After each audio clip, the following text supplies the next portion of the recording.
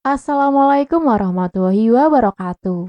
Halo geng, jumpa lagi nih bersama Michan di channel Kisah Misteri. Pada kesempatan kali ini Michan akan menceritakan cerita yang berjudul Teror Tumbal Pesugihan Setelah Menemukan Duit Rp1.000.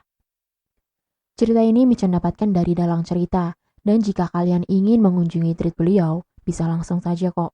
Kunjungi di @dalang6285415. Dan seperti biasanya, link akan Michan sediakan di kolom deskripsi ya gengs. Oke, daripada lama-lama, langsung saja ya, kita masuk ke ceritanya. Teror tumbal pesugihan setelah menemukan duit Rp1.000. Di sini Michan akan menceritakan dari sudut pandang si penulis ya gengs. Oke, langsung saja kita mulai ceritanya. Cerita berawal ketika aku masih kuliah S2 di Yogyakarta. Jadi waktu itu kuliah di sana itu saya sambil kerja. Ya, jadi kuliahnya di Yogyakarta, kerjanya di Jombang, Jawa Timur. Dan saya sudah punya istri dan anak di Jombang juga. Jadi posisi waktu itu 3 hari di Jogja, 4 hari di Jombang. Jadi selama kuliah itu saya di Jogja itu 3 hari, Senin, Selasa, dan Rabu.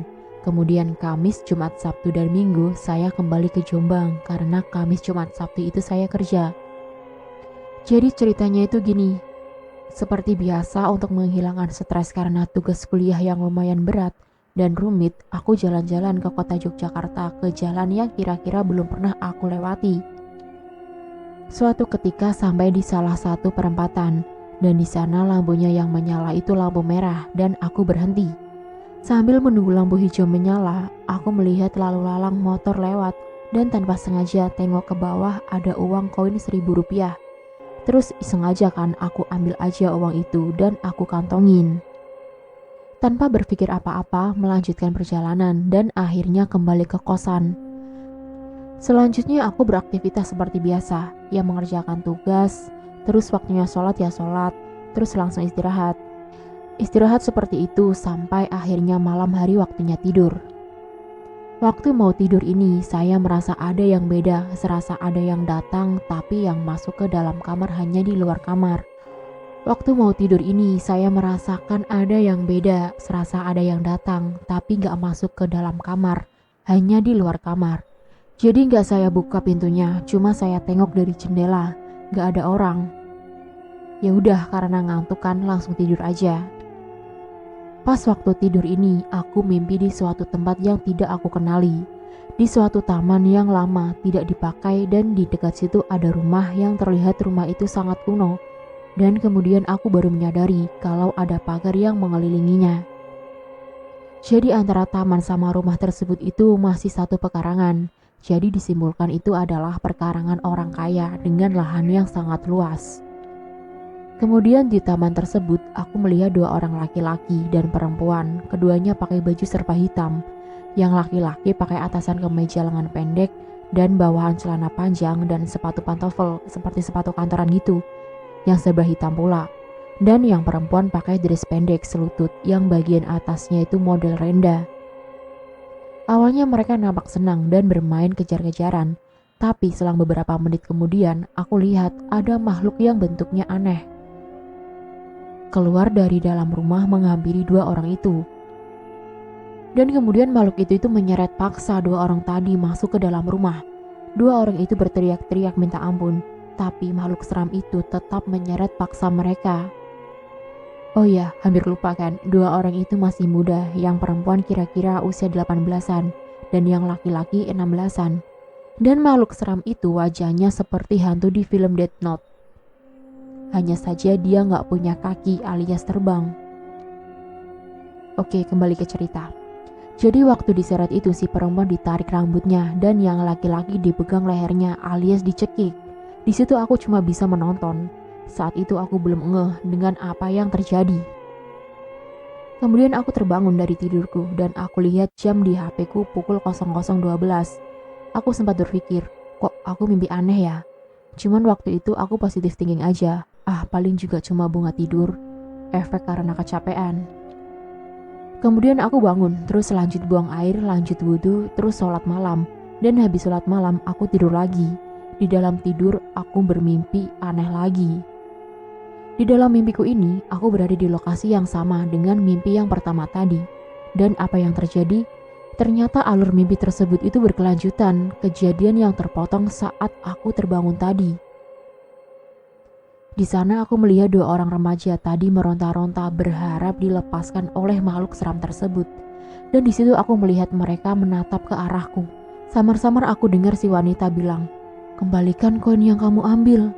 Jangan sampai kamu bernasib sama seperti kami."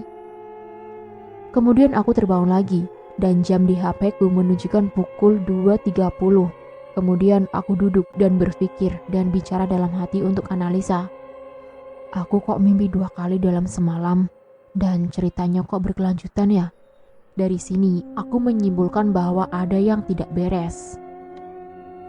Dan kemudian aku putuskan tidur lagi, cuma buat ngetes apakah aku bermimpi kelanjutan mimpi yang kedua tadi.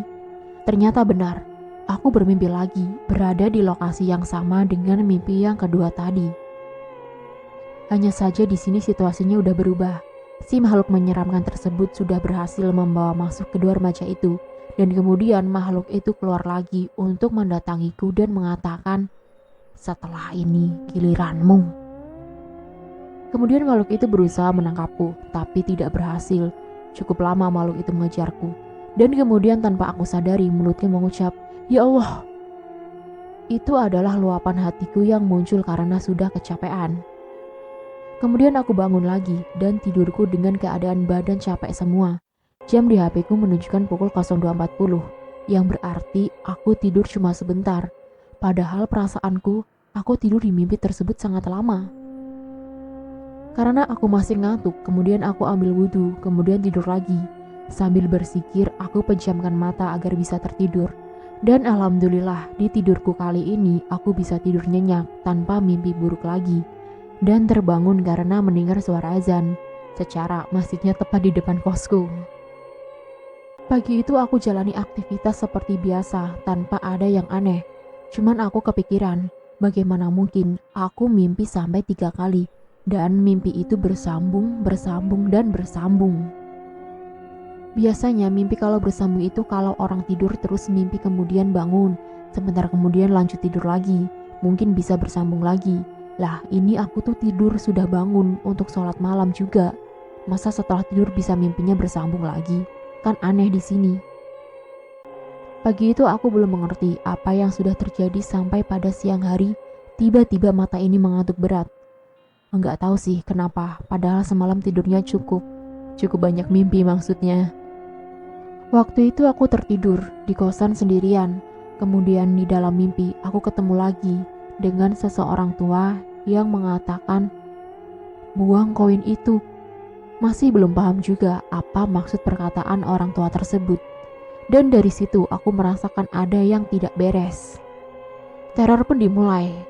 Mulai dari waktu mandi, aku merasa ada yang mengawasiku dari belakang. Saat aku tengok, gak ada apapun, kemudian melanjutkan mandi lagi. Masih merasa ada yang mengawasi. Oke, jelasnya kalau informasi yang saya tahu, kalau saat merasa diawasi, memang ada yang mengawasi. Dan itu bukanlah manusia, tapi makhluk gaib. Kemudian, waktu aku di kamar sendirian, merasa seperti ada yang menemani.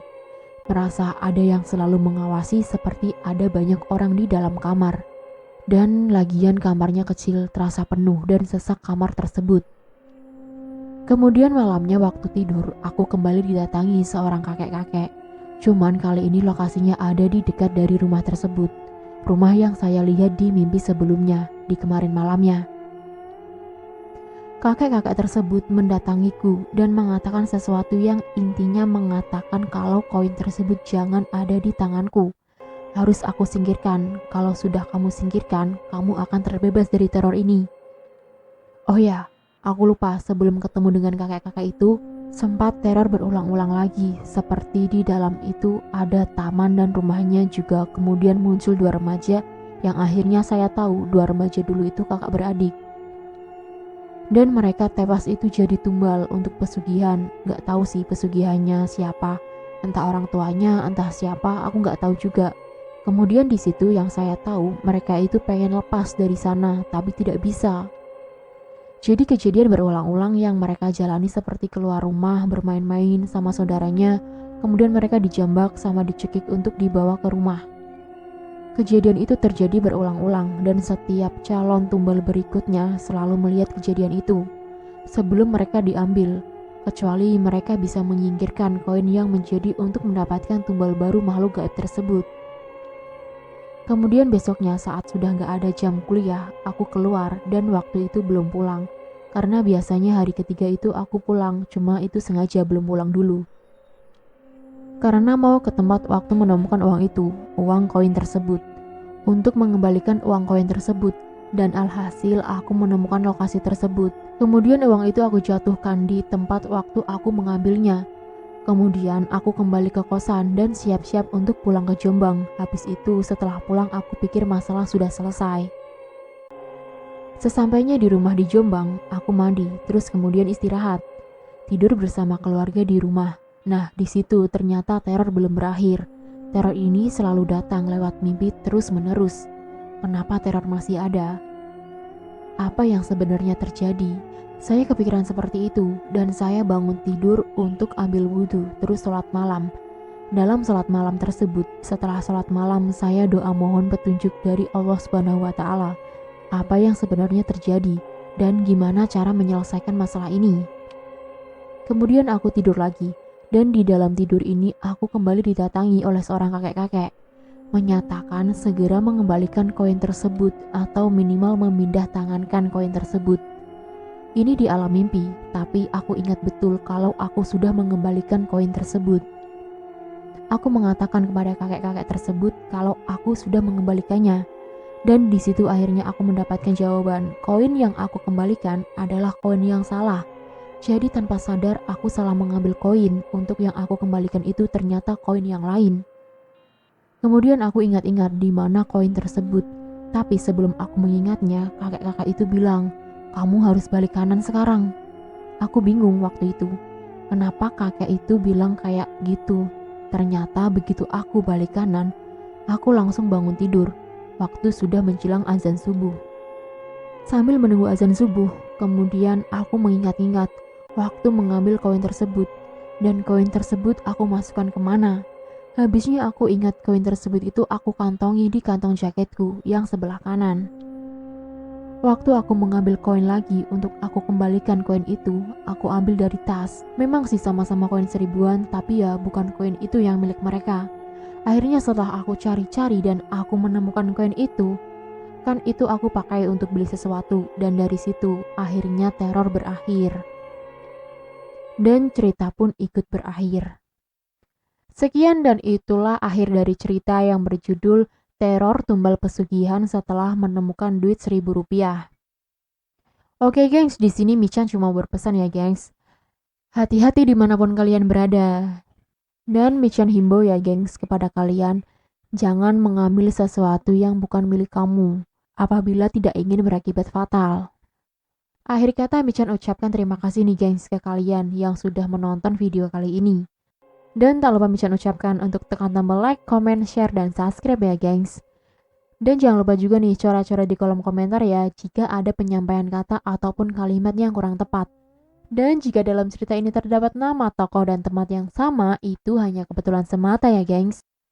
Oke, sekian dari Michan. Wassalamualaikum warahmatullahi wabarakatuh.